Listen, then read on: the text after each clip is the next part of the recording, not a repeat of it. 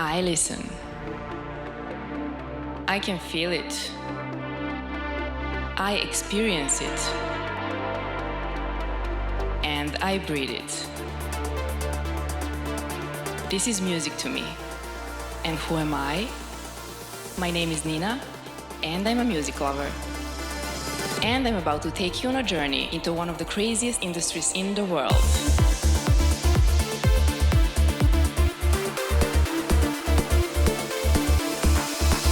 This is Connected by Frequency. Welcome everyone to the very first episode of my podcast. My name is Nina, and I'm extremely proud to present you something I will call Connected by Frequency from now on. As your host on this journey, I will make sure you enjoy this 1 hour ride with me and my guest. As some of you know, but for those who don't, please allow me to share some information about who I really am and what is the idea of this project of mine. I'm not a DJ, not even a producer. I'm just a passionate music lover who would like to raise awareness about the music industry. No, I'm not going to dedicate this to personal favorites. I'm going to embrace diversity between genres, respect everyone involved in the industry more, connect people, and talk about ongoing projects, individual activities, and problems we are all facing daily. Why? Because we're not paying enough attention to all the people working as crazy so we could all experience the best days and nights of our lives. How am I going to do this? Well, by inviting important people in the industry, DJs, producers, musicians generally, singers, songwriters, artist managers, booking agents, tour managers, A&R managers, label owners, promoters, sound engineers, music publishers, music media platforms, journalists, super fans as well, but generally everyone devoted to the development of this insane industry. First of all, I want to thank everyone for the kind support and motivational push that I receive every day from each of you to start something like this I never did before. Thanks a million for that. Now, I need to mention that if you want to help support and you find this project interesting, there are a few ways to contribute. There is a Patreon, of course, a platform whereby choosing some of the plans you get benefits like early access and updates about the upcoming episodes and guests, behind the scenes content, exclusive content, live chat, regular and live stream video.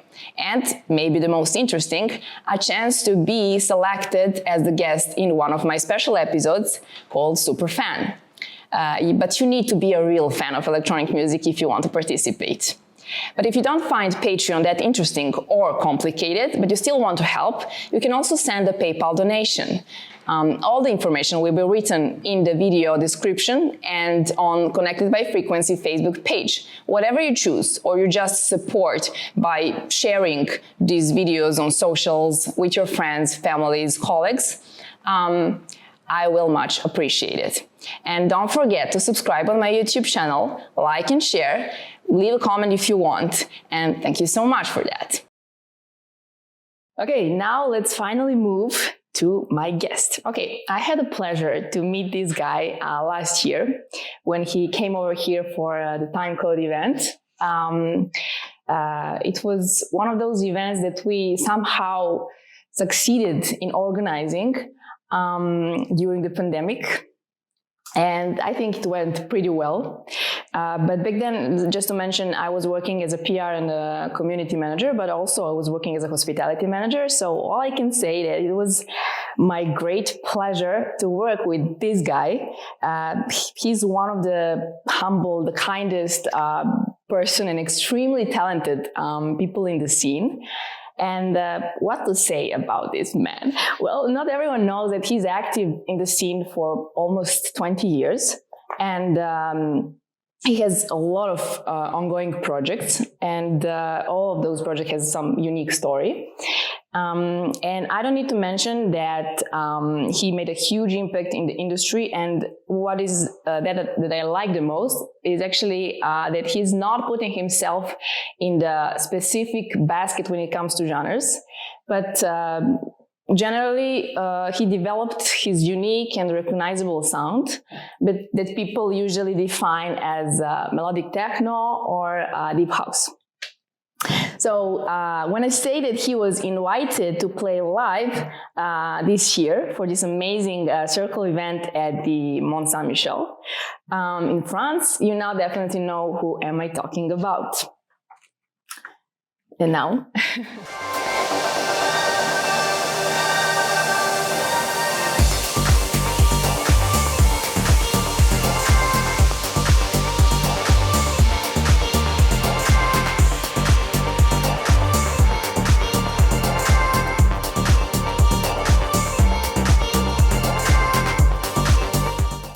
So, ladies and gentlemen, it's my great honor to welcome Eelke Kleijn in the studio here in Belgrade as my first guest. Thank you. Welcome, and thank you for coming. I hope you're feeling very well. Yes, I am. Okay. And thank you for accepting this. I call it icebreaker invitation because it's my first show. And I hope that you like the studio. Yeah, it looks amazing. Yeah. Did I say anything wrong, or did I miss something to say? No, it was quite an impressive introduction. Thank you. You're welcome. Okay, I mentioned Timecode event last year. Happening last year, and you perform over there. But that was not your first time in Serbia, right? No, my very first time was back in 2005 or 6 in Novi Sad. Yes, we will talk about this later. Yeah. Don't reveal it right now. I have topic regarding that. But you were here after that. You were a lot more times. Yeah, I've been in Belgrade also a few times. I don't remember exactly which dates, but for like every 1-2 years I was usually here. Oh, that's nice. Yeah. So you like Serbia? Yes. That's good. Back then, last year, talking about this pandemic thing, and it was really, really crazy because everything was canceled, for a long time. And we did actually only one event in June, I think, before the one that we did with you in October. Yeah. It was not that big, but because, of course, of the regulations, we couldn't do this for so many people. And when the government actually loosened the regulations and public gatherings, we saw this as an opportunity to give people something that they've been missing for too long. So this is the reason why we invited you back then, and I think that party went pretty well. But my question is actually, did you feel uncomfortable at some point being over here during the pandemic in front of the 300, 400 people?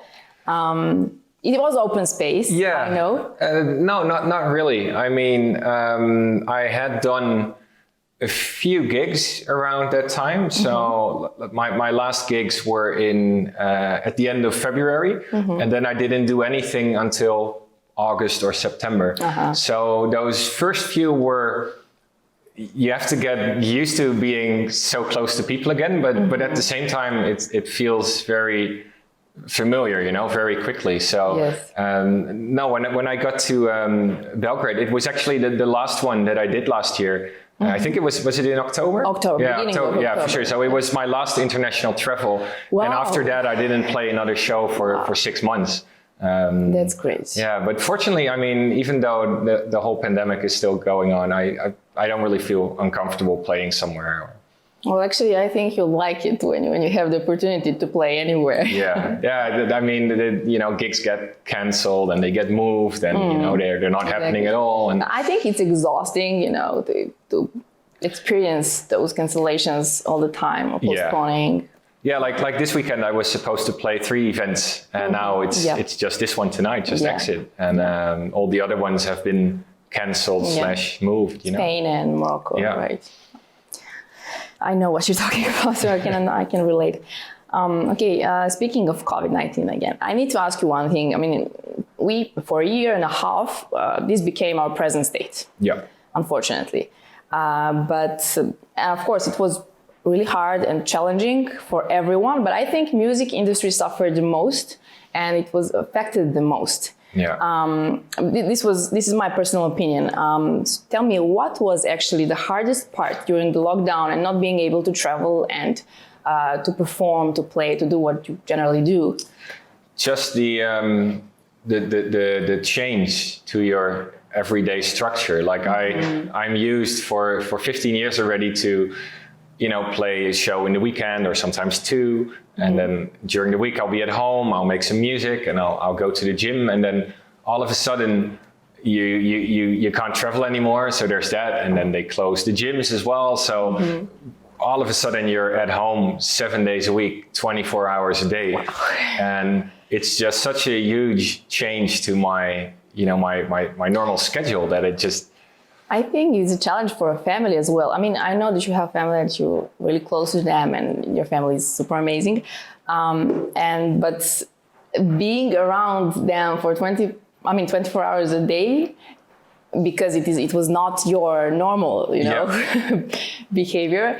And so I think it was a challenge in some way. Yeah, but in regards to my family, it's been, the good thing is that my wife also works from home. So we are both, I'm in the studio and she's at home doing her work. And so we were sort of used to this already, just not as much as now. Yeah.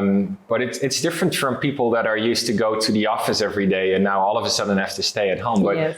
The relationship with my daughter actually got a lot better in the past year and a half, because before we are very much alike, and we tend to go head on with each other because she just looks like a small version of me, very stubborn and all those qualities that I see in myself, I see in her as well. But during the pandemic, it's strengthened our bond a little bit more because we're playing video games together and we spend much more time together. Yeah.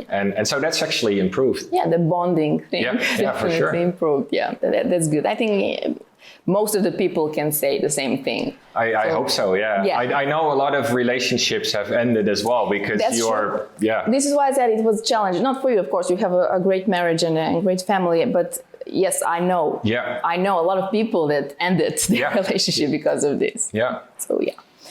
But another thing, I guess, since many of you took this time actually to focus on the production more, so there is a lot of new music, new tracks, new albums, compilations, and so on and so on. I think this was never, it was never like this before. I mean, I can see this because I'm listening every day to music. I'm trying to do researches to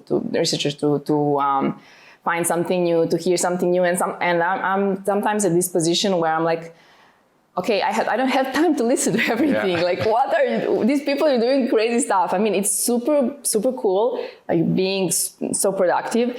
But I think the one thing that is not cool, and this is what you like for sure, when you produce music and you produce new tracks, you like to show this to the world. Yeah. You like to play this live in front of the crowd and see their reaction, right? Yeah, it's even a large part of my production process. I will, when I finish something in the studio, I make like what I call a quick version just for playing out, and then, I go to a party or a festival and I try it. And depending on how they respond, I will go back into the studio and make some changes and maybe. Exactly. And this whole part was now missing, Exactly. So it's sometimes and also just the travels and the excitement of seeing different countries and having different crowds in front of you, all of that is missing all of a sudden.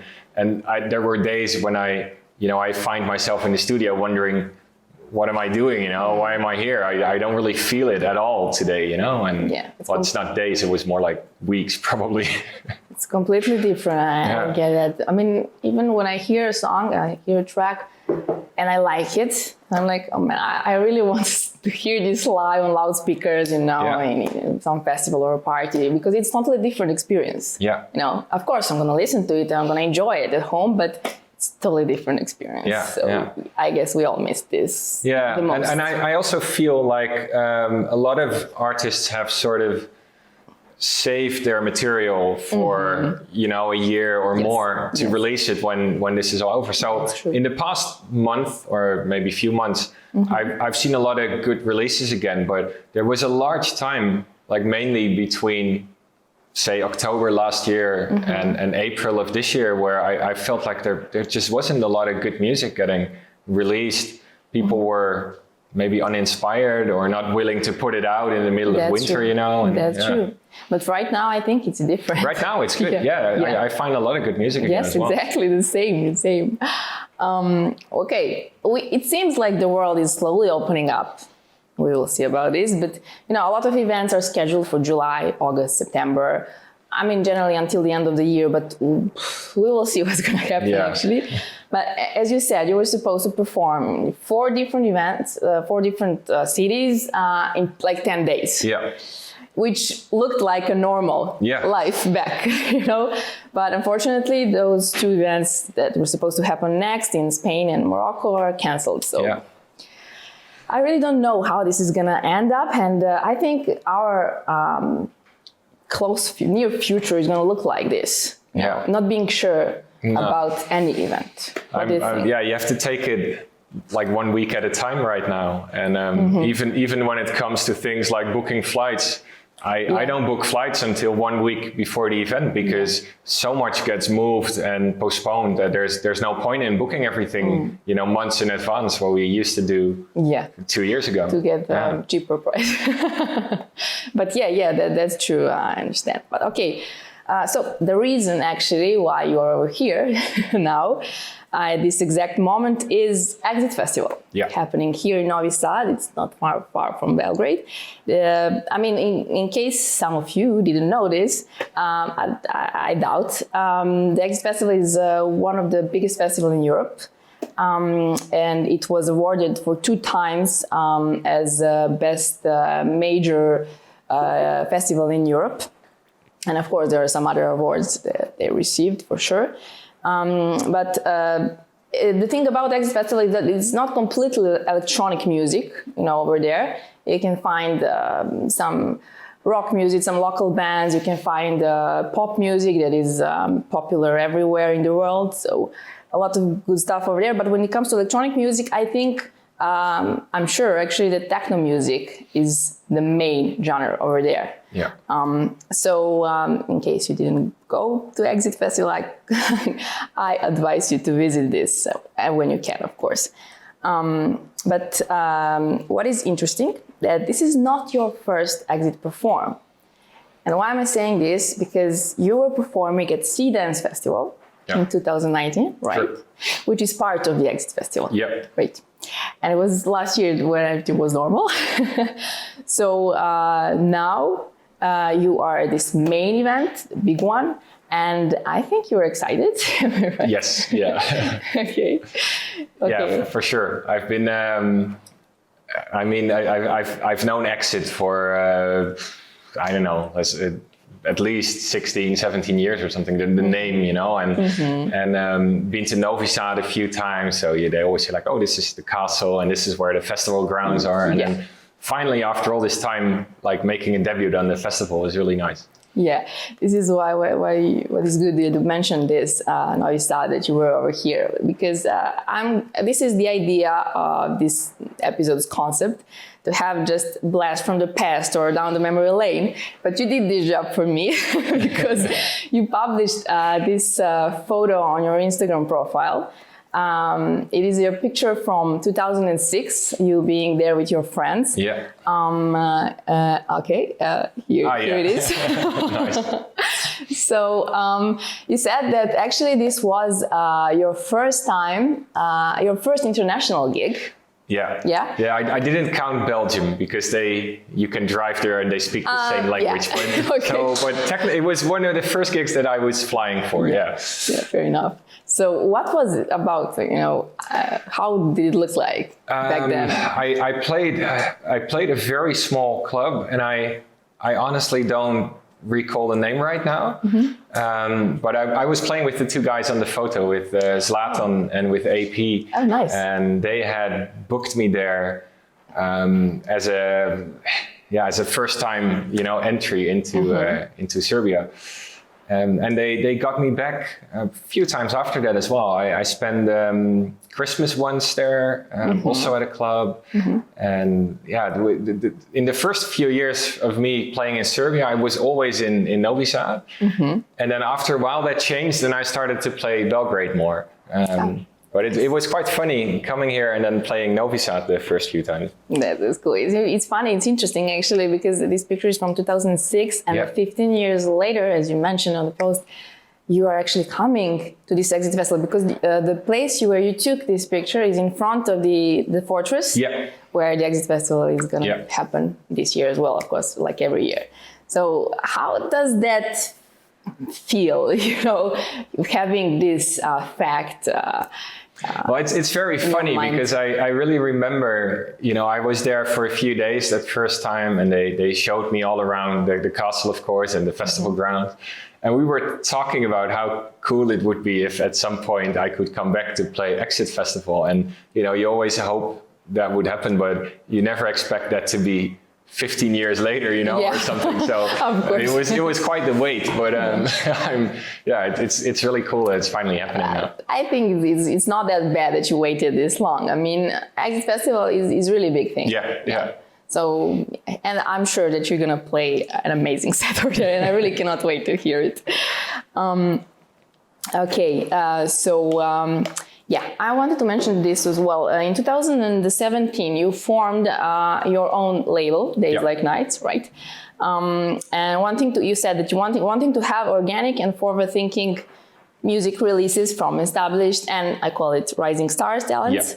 How are you satisfied with this project and how it is going? It's going well, I think. I mean, like I've released a lot of my own music on the label, and you know we've had a lot of other people on board, like recently Enamore, and then a lot of people doing remixes for us. Tim Green just joined, Frankie and Sandrino, Mano the Tuth, like a lot of cool names that I really wanted to get on board. And it's growing. It's grown really nicely over those 4 years. The only sort of drawback we had was, of course, the pandemic, and we decided not to release anything for about half a year. So our final release was my fourth artist album, like October last year. I know. And then after that, we had a pause of about 6 months, and we started again in April this year. But still going strong with the label. Perfect. You know, I think this is really important, you know, supporting young people, young talents, and showing them the right direction, speaking of production, DJing, managing, anything related to music, of course. Because I think this is a general problem that many people in the industry are kind of scared that some young, talented soul could take their place, you know, and become better than they are. I think it's too much vanity between artists, managers, event organizers, and so on and so on. I don't get this part. I mean, we were supposed to help each other. We speak the same language, which is music, and we all want the world to become better place by growing music industry into some kind of sanctuary. This is how we feel about this, and I really don't get why this is not happening this way. Yeah, I mean, I know, of course, it has to do with things like festival spots, you know, and there's only one spot that does, for instance, 2 to 5 or something, or only one spot that does closure. So everyone's sort of trying to fill those same gaps, but I've always thought there's no point in focusing too much on what everyone else is doing, you know. The best thing to do is just focus on what you do well, and then if that works out, you know, the rest will follow. But I also never really understood the whole, you know, too much competition sort of thing. Well, when you have such a big industry like music industry, it's normal. Unfortunately, it's bound to happen. But. Yeah, exactly. Speaking of the label, I just forgot to mention this because you created this event series under the same name, and it is hosted. I guess it will be in the future in New York, Amsterdam, Buenos Aires, Melbourne, and Toronto. Yeah. Why did you choose exactly these cities and countries? We so far we've been trying to do cities where I already have like a nice following and where I come every year or every 2 years. And most of those places that you mentioned, I've been coming there for a long time. So those, when we thought about it, those would make the most sense to do an event every now and then, you know? So right now we have Amsterdam lined up, Woodstock. And then we have October, we have Sweden, which is a first for us. And after that, it's all, you know, a little bit, it just depends on how the whole situation develops. But yes, of course. All right. Okay, you mentioned before your album, and I definitely want to talk about this. So your last album, fourth studio album, that you released last year. I think it was around the Time Code event, because I think you premiered some of your tracks. I think it might have actually been on the day of the Time Code event because I remember it being like a release party in the back of my mind. Yes, exactly. So you did play some of your tracks over there, and of course we liked it. And of course I like the whole album, to be honest. And I want to mention a couple of tracks.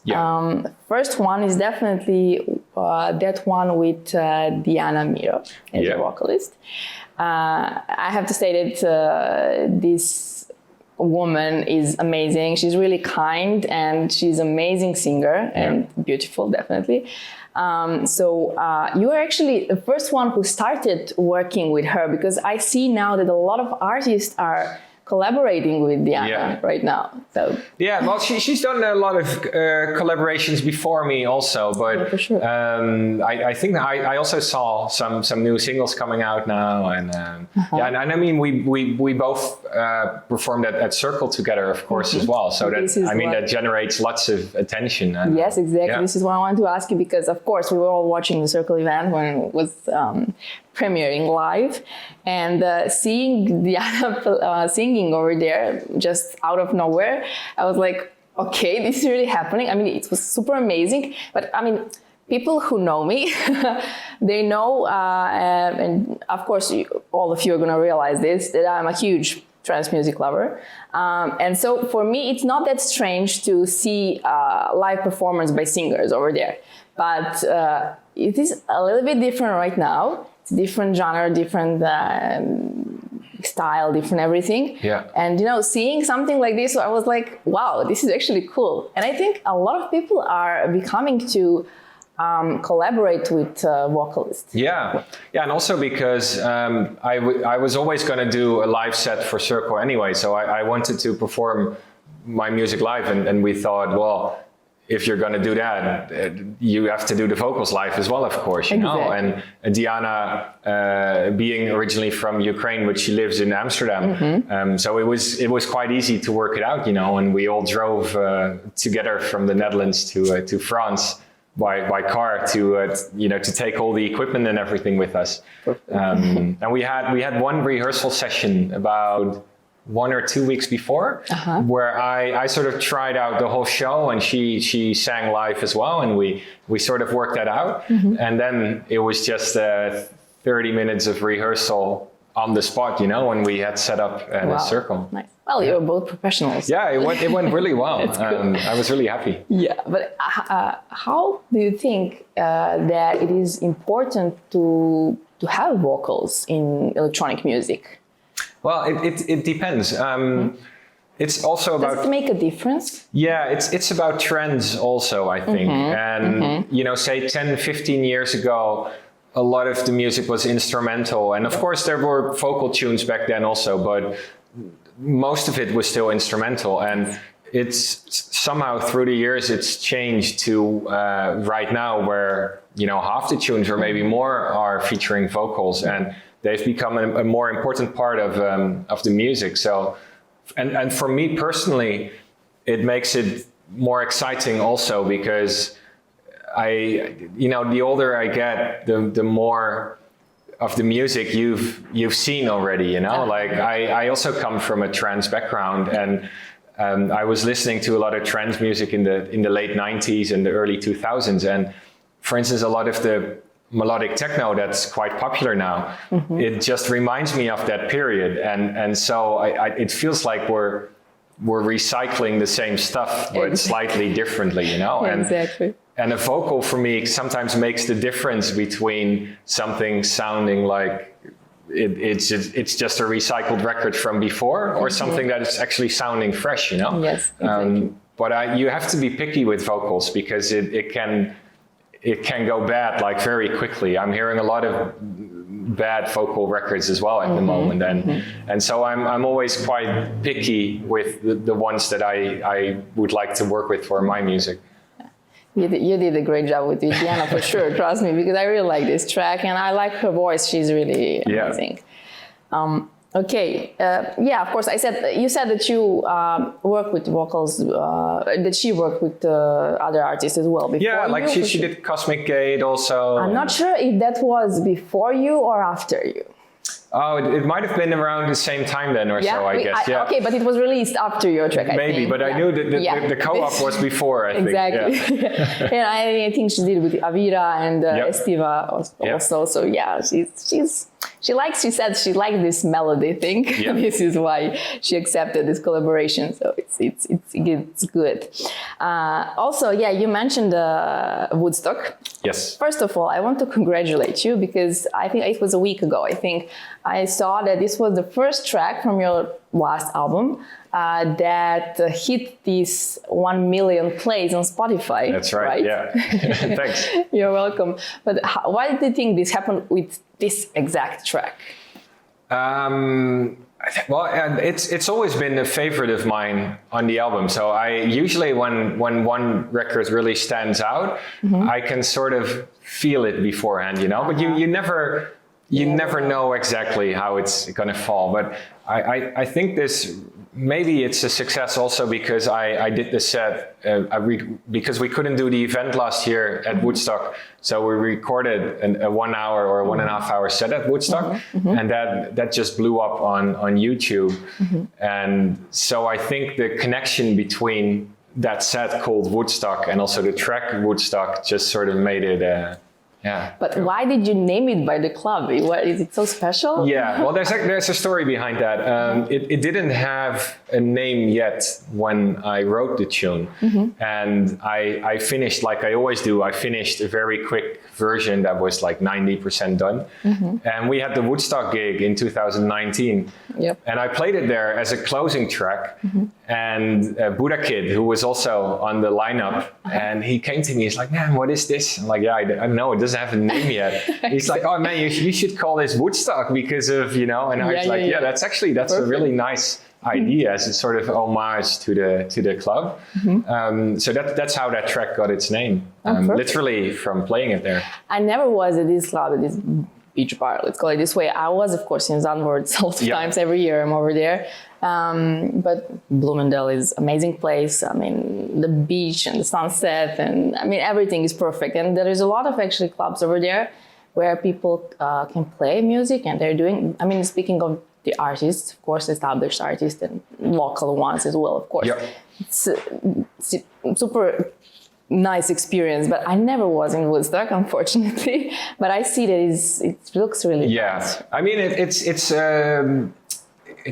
one way it's similar to the other beach clubs you find there, but the main difference for me is Woodstock has a very long history, and they've put so much effort into the design everywhere. Like everything is custom made with little details everywhere, and it gives it and also the crowd that comes there is a little bit more mature. You don't really find like the young sort of 20-year-olds. Well, some of them are there, of course, but in general the crowd is a little bit older, and it just gives it a very, very cool vibe.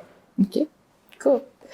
Okay, speaking of the names, there is one that is not that easy to pronounce because it's completely in Dutch. It's not a word, it's like a sentence. The Orde van de Nacht. The Orde van de Nacht, exactly. I mean, people usually give the names in English, so everyone can memorize it easily and you just pronounce it easily. But why did you give it like the name in the Dutch? Yeah, it's a little insider joke that not everyone will get, especially if you're not from Holland. But it's sort of an expression. De orde van de dag, so dag instead of nacht, is a Dutch expression, and it means something like let's get to the point, or let's get to business. And dag means day, and nacht means night. Yeah. So instead of using the order van de dag, I put like the order of the night. I put like, so it's a little bit of a joke, and I just thought it was fun. But it's a lot of fun hearing everyone around the world trying to pronounce this record. Yeah. I don't have problems, but yeah, it's not that easy, definitely. Yeah. Why am I mentioning this track? Because during the Cercle event, you did something really amazing that no one expected. You closed the set with this bootleg of yours. I know, of course, the story behind it, and it is actually like a mashup, let's call it this way, between this track, The Order van de Nacht, and Family Affair by Mary J Blige. Yeah.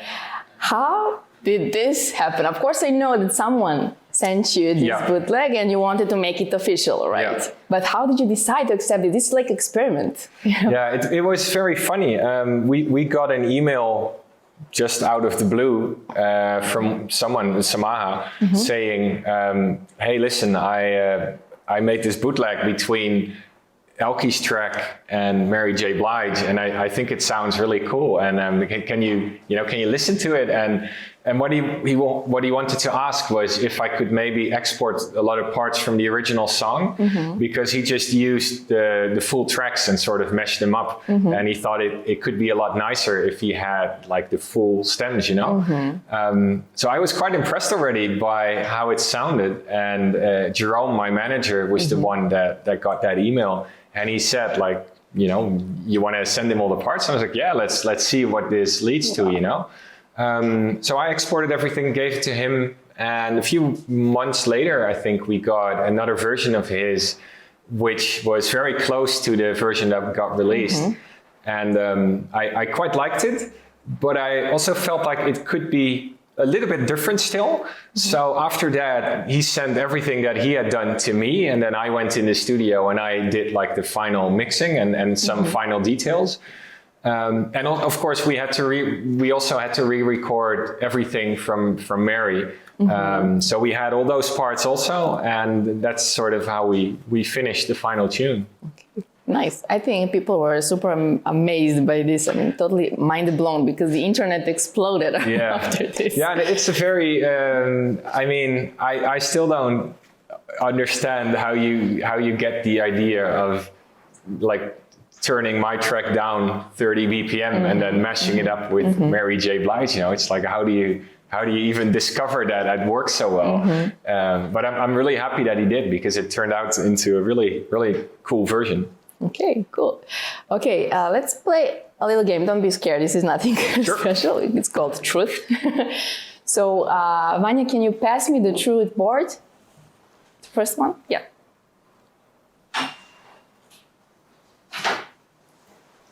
Okay. Thank you. Okay, so let me do this. You need to pick 3 numbers. Okay. Okay, so behind every number, there is a question. Yes. Okay. So. I'm gonna pick 3, 4, and 7. Okay. Let's see what's under 3. If I can do this. Okay, what is your biggest fear? Ooh, it's getting, you know, when you're underwater diving or something and you have to go through something very tiny and you get stuck. Yes. That is probably my biggest fear. Yeah. All right. Okay, so you said 4. Biggest mistake you made? Ooh, maybe 6, 7 years ago, having doubts about the relationship, my wife, and we had a difficult period back then. But fortunately, it's all resolved itself. But that was probably the biggest mistake. Wow, yeah. There's been personal. Oh. That's nice. Thank you. All right, and 6. The thing you hate about some artists. About some artists. Yeah. I don't know. I don't really hate things about other there people should be so something. much. Speaking of behavior, maybe, or I don't know, reaction. One thing I don't like is, and I have to be careful how I phrase this, but the you know, if you look at a lot of big EDM acts where they're just sort of on stage like, hey, and microphone. Yeah, just nonstop on the microphone, and as if you're doing rocket science when you're on there. And I don't know, but it's not something I hate. It's just not, it's never the way that I would do it, you know? So that's why I said I have to be careful how I say that. Well, I get it. I get it. I have to say I hate this. I really do. All right. As I mentioned before, that you're definitely one of the kindest person that I met. And trust me, I met a lot of people and a lot of different artists and generally people in the music industry. And there is something about you that I really cannot explain why, but there is a positive energy that you're sharing with everyone. It doesn't really matter if you play your music or you just talk to someone or you're just standing. It doesn't really matter. It's like, I don't know, it's like a contagious energy. And this is not like something I said. Like a lot of people said this as well. You know, for example, I remember last year when you were performing over here, a lot of people are like, who is this guy? I mean, of course they knew who are you, but what is he, you know, sharing around him? Yeah. You know, it's crazy. I don't know. I'm always, whenever I'm playing, I'm just happy, I guess, you know, it's just, yeah. But what do you think about how important is it to be kind to your colleagues, to other artists, you know, to the fans and so on and so on? Is it like the part of the recipe for success? Because I know a lot of people, a lot of bigger names, let's call it that way, that are not that kind, but they're still super successful. Yeah, no, it's definitely not a part of being successful. It's actually, I mean, you can be the biggest asshole in the world and still be very successful, you know? So I don't think it's a part of that, but I guess it's just the way that I am, you know? And it's also how you like that you have to treat people in the same way that you would like to be treated by them, you know? And so I guess it's just, what do you call you reap what you sow. Truth. To quote exactly. Rage Against the Machine. Yeah. And I found this interesting and I didn't know about this before. Google, thank you. But you also compose music for animations, games, and advertisement and Hollywood movie trailers and TV series. I know some other artists do this as well, but this is like a complete,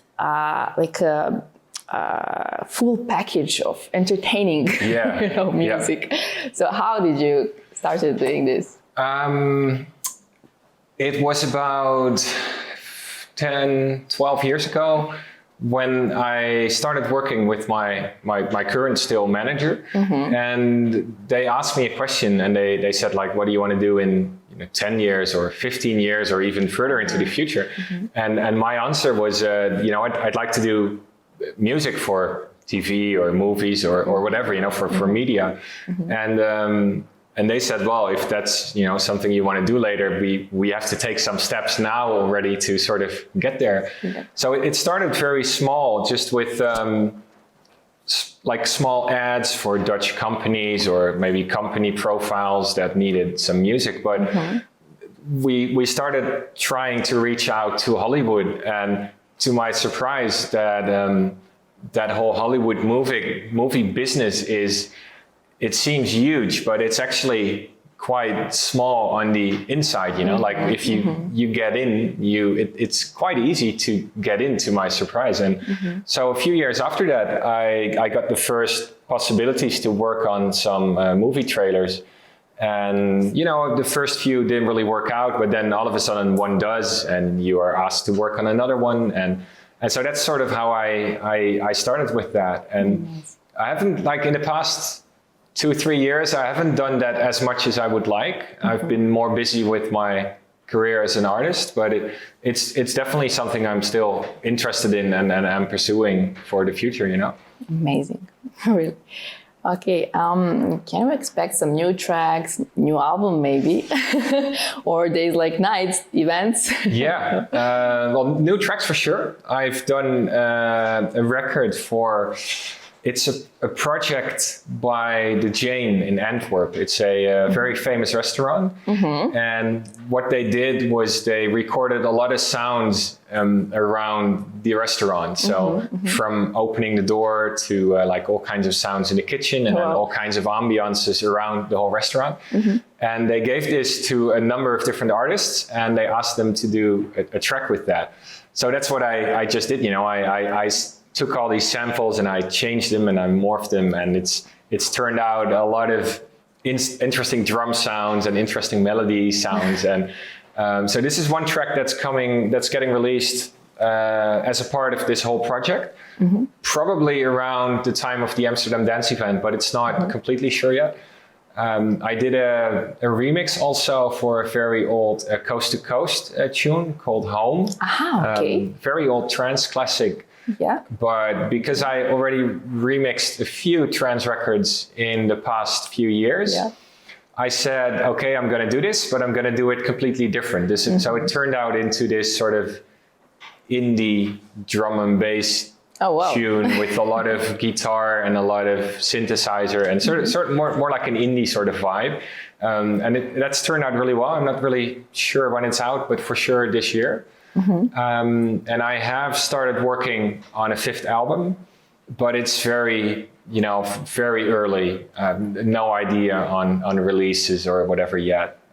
But it's coming. You know, I don't like to do nothing, so I'll be working on it for the next year and hopefully release it afterwards. Yeah, I think we can expect it next year for sure. Yeah, next year or the year after probably, but it needs like next year. If this is the amount of work, I'm somewhere over here, you know. Well, you never know when the inspiration comes. True, no, but I'm working on it. Yeah. Exactly. Okay, so what do you think? When can we hear you play next? Until the end of this year? Are you sure about some events or not? No, well, to be honest, my whole agenda is full. The rest of this month is quite busy, so I'm playing Turkey next week. The week after, I'm playing Croatia, Switzerland, and Amsterdam. The week after that, France, and again, the Netherlands. And so the whole agenda is basically full until August. But it's just, you have to take it 1 week at a time, you know, because this weekend was also full. And then in the end, 2 out of 3 get canceled. So you just don't know how it's going to develop. So for tonight, I'm happy I'm here. There's no way I'm not going to make it, you know. And after that, we'll see what, you know. Make sure to have the best time of your life. Yes. You never know what's going to happen next. I'm joking. It needs to be better, definitely. We need to hope, at least. Okay, I think this went well, according to the fact that this was actually my first time in front of the cameras in the studio, being a host of my own show. You did very well. Oh, thank you. And definitely, I hope it was pleasant for you as well. Yeah. And I'm glad. I'm really glad I am. So thank you one more time for accepting this invitation and being my first guest. And getting connected by frequency with me and everyone watching this. There is another thing I want to do, and I'm going to do this with everyone who participates in this podcast. So, Vanya, can you please pass me? No. Can you pass me the board? Yes. And I think there is a marker over there. White one. Yes, exactly. Thank you. I'm going to let you. It doesn't really matter. So this is something we call a fingerprint or a signature tree. Yeah. I'm not gonna use it for something not a regular one. So I called it Creatures of the Night. Nice. You all know the song. I mean, there's a lot of songs actually named this way, but okay. So I need you, Marco, okay. So I need your finger. Yes. It doesn't really matter which one. And I'm gonna put this liquid on it. But it's gonna drive pretty fast. So just choose, I need to put wherever branch. you want. Yep. And we're gonna have this. Wait. That's a nice idea. Okay. Okay. I'm gonna put it here. Perfect. Excellent. Okay. So I need your signature as well, somewhere over here, beside that, so we know that it's you. There we go. Perfect. Oh wow, this is nice. I love it. I need to change my signature definitely. Okay. So be careful that it doesn't. This is no. I think it's gonna drive pretty. Yeah, it's already. So we're good. Okay. Need this. Oh yeah, that goes really quickly. Yeah, it's not going to be hard to remove it. Permanent. You're marked now. Okay. So of course, thanks to all the music lovers out there who enjoy this ride with Eelke and myself. And remember, we are all connected by frequency. Until next time, take care and have fun.